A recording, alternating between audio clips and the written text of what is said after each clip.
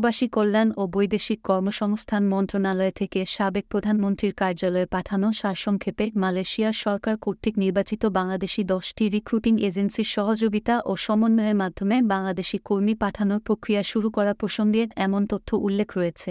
ঢাকার প্রভাবশালী 10টি রিক্রুটিং এজেন্সির মালিকের সমন্বয়ে কিভাবে G2G+ পদ্ধতিতে মালয়েশিয়ার শ্রমবাজারে সিন্ডিকেট গঠন এবং 10 এজেন্সির প্রত্যেকের সাথে আরও 20টি করে এজেন্সিকে অন্তর্ভুক্ত করে 200 রিক্রুটিং এজেন্সি মালয়েশিয়ায় কর্মী পাঠানো হবে সেই ব্যাপারে একটি মনিটরিং সেল গঠনের কথাও ওই সারসংক্ষেপে উল্লেখ করা হয়। এদিকে দ্বিতীয়বার সিন্ডিকেট করে 5.5 লাখ শ্রমিক যাওয়ার পর শ্রমবাজার বন্ধের আগ পর্যন্ত যে 101 জনের নাম উল্লেখ করে সিন্ডিকেট গঠন হয়েছিল তার নেপথ্যেও শেখ হাসিনার ছোট বোন শেখ রেহানা ছিলেন বলে অভিযোগ রয়েছে। তার ইশারাতেই দ্বিতীয়বার ক্যাথারসিস ইন্টারন্যাশনালের মালিক রুহুল আমিন স্বপনের হাত ধরে সিন্ডিকেট করে শ্রমিক পাঠানোর কার্যক্রম শুরু হয়েছিল।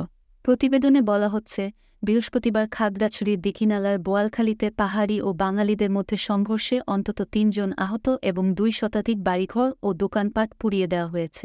বুধবার ভোররাতে গণপিটুনিতে মামুনের মৃত্যুর প্রতিবাদে বাঙালি ছাত্র পরিষদ মিছিল বের করলে বিকেল 4টার দিকে সংঘর্ষ শুরু হয়।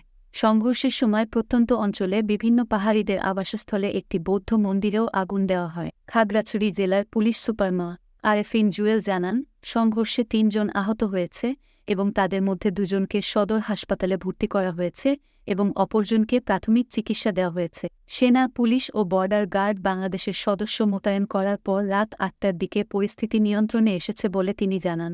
চাকমা সার্কেল প্রধানের উপদেষ্টা রানী ইয়ান বলেছেন যে এটি দীঘিনালায় বাঙালিদের পরিকল্পিত আক্রমণ। স্থানীয়রা ঘটনার সঙ্গে জড়িতদের বিচারের আওতায় এনে দৃষ্টান্তমূলক শাস্তির দাবি জানান। তারা 3 পার্বত্য জেলা রাঙ্গামাটি, খাগড়াছড়ি ও বান্দরবানে অবিলম্বে সামরিক শাসন প্রত্যাহারের দাবি জানান।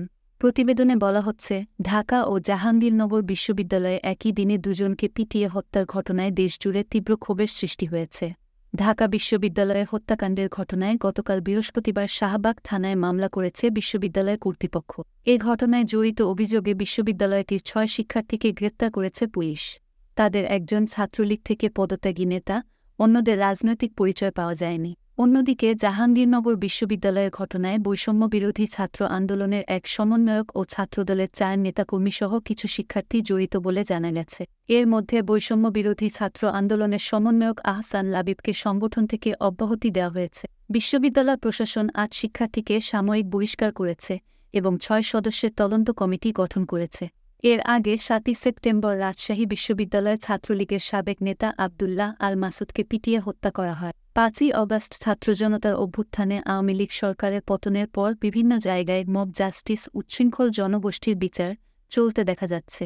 সরকারের পক্ষ থেকে আইন নিজের হাতে তুলে না নেওয়ার আহ্বান জানানো হলেও এ ধরনের ঘটনা ঘটে চলছে। প্রতিবেদনে বলা হচ্ছে, পরবর্তী নির্দেশ না দেওয়া পর্যন্ত ক্যাম্পাসে শিক্ষক, শিক্ষার্থী ও কর্মচারীদের সব ধরনের রাজনৈতিক কর্মকাণ্ড স্থগিত রাখার সিদ্ধান্ত নিয়েছে ঢাকা বিশ্ববিদ্যালয়ের সিন্ডিকেট। ঢাবি সিনেট ভবনে অনুষ্ঠিত এক জরুরি সিন্ডিকেট সভায় সর্বসম্মতিক্রমে এই সিদ্ধান্ত নেওয়া হয়েছে। বিশ্ববিদ্যালয়ের উপাচার্য জরুরি সভা ডেকে এতে সভাপতিত্ব করেন। ভবিষ্যতে ক্যাম্পাসে এ ধরনের রাজনীতি সম্পূর্ণভাবে নিষিদ্ধ করা উচিত কিনা সে বিষয়ে বিশেষজ্ঞ মতামতের জন্য একটি কমিটি গঠন করা হবে বলে জানান তারা। উপস্থিত 15 জন সিন্ডিকেট সদস্য এর পক্ষে বিপক্ষে যুক্তি তুলে ধরেন এবং পরে সব ধরনের রাজনীতি স্থগিত করার সিদ্ধান্ত নেন। কোটা সংস্কার আন্দোলনের এক পর্যায়ে বৈষম্য বিরোধী ছাত্র আন্দোলনের নেতারা যে 9 দফা দাবি তুলেছিলেন তার মধ্যে অন্যতম ছিল ক্যাম্পাসে রাজনীতি নিষিদ্ধ করা। এদিকে ঢাবি সিন্ডিকেটের সিদ্ধান্তের সমালোচনা করেছেন বিভিন্ন ছাত্র সংগঠনের শীর্ষ নেতারা। ছাত্র রাজনীতি বন্ধের সিদ্ধান্ত অগণতান্ত্রিক, অসাংবিধানিক এবং মৌলিক অধিকারের লঙ্ঘন বলে দাবি করেছেন বিএনপিপন্থী জাতীয়তাবাদী ছাত্রদল নেতা। তিনি এই সিদ্ধান্ত প্রত্যাহারের দাবি জানান। সমাজতান্ত্রিক ছাত্রফ্রন্টের এক নেতার মতে, ছাত্ররাজনীতি নিষিদ্ধ করার অর্থ প্রতিবাদ ও সমাবেশের অধিকার কেড়ে নেওয়া, যা গণজাগরণের আকাঙ্ক্ষার পরিপন্থী এবং মত প্রকাশের স্বাধীনতার জন্য ক্ষতিকর। প্রতিবেদনে মূলত ঢাকায় ফরেন সার্ভিস একাডেমিতে সংবাদ সম্মেলনে অন্তর্বর্তী সরকারের আইন, বিচার ও সংসদ বিষয়ক উপদেষ্টা আসিফ নজরুলের ভাষ্য তুলে ধরা হয়েছে। সাংবাদিকের এক প্রশ্নের জবাবে তিনি জানান, গণআন্দোলনে সংঘটিত গণহত্যা ও মানবতাবিরোধী অপরাধের বিচার শুরু হলেই সাবেক প্রধানমন্ত্রী শেখ হাসিনাকে ফেরত চাওয়া হবে। তিনি বলেন, বিচারের লক্ষ্যে তদন্ত দল, আইনজীবীদের দল গঠন হয়ে গেছে। আদালত পুনর্গঠনের চিন্তা চলছে। অচিরেই বিচার শুরু হয়ে যাবে। প্রবল গণ আন্দোলনে গত ৫ই অগস্ট প্রধানমন্ত্রীর পদ থেকে পদত্যাগ করে ভারতে চলে যান শেখ হাসিনা। এখন পর্যন্ত সেখানেই আছেন তিনি। আসিফ নজরুল বলেন, আমাদের সঙ্গে ভারতের এক্সট্রাডিশন ট্রিটি প্রত্যর্পণ চুক্তি আছে।